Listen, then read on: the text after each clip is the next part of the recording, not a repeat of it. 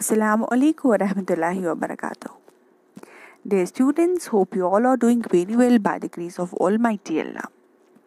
Today we are going to discuss about the chapter The Indian Constitution,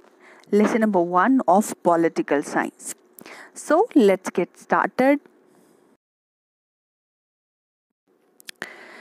So, as we know that a society is bound to follow certain set of rules that distinguish it from other societies. In large societies where different communities of people live together, these rules are formulated through consensus and usually available in written form.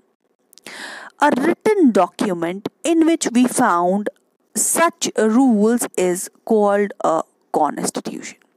So, what is the constitution? It is a written document in which we find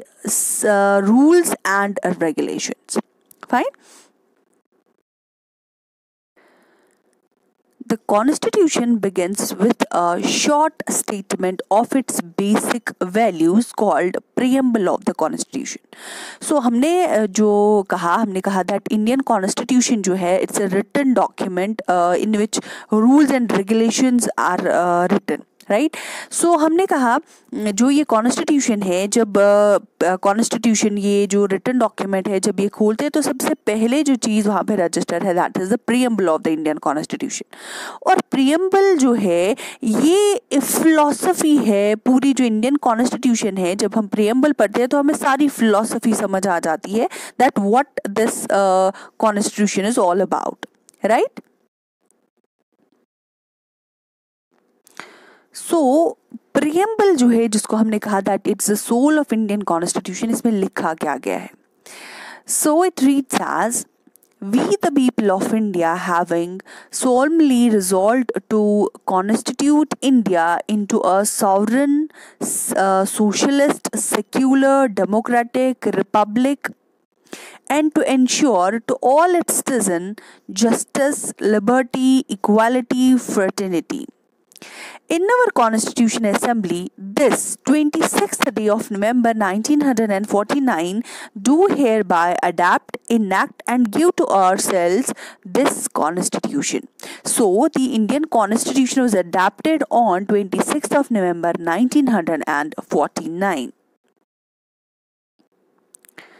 अगर हम देखें preamble of the Indian constitution तो इसमें सबसे पहले जो चीज़ लिखी गई है that is we the people of India so that means कि जो होल एंड सोल अथॉरिटी है वो पीपल ऑफ इंडिया की है यानी जो इंडियन सिटीजन्स है उनकी जो भी मतलब रिप्रेजेंटेशन है उनकी है सो दैट मीन्स अभी तक जो मोनार्ची सिस्टम था वो बिल्कुल ख़त्म हो गया so that means the whole power lies within the hands of people of India ठीक तो दूसरी बात जो सॉवरेनिटी की बात की गई है दैट इज दैट जो भी डिसीजन है जो भी सुप्रीम डिसीजन है इंटरनल हो या एक्सटर्नल हो वो जो है वो खुद सिटीजन्स लेंगे सो दैट मीन्स जो फुल पावर है वो लोगों के हाथ में दिया गया है राइट सो जो थर्ड पॉइंट वहाँ पे डिस्कस्ड है दैट इज सोशलिस्टिक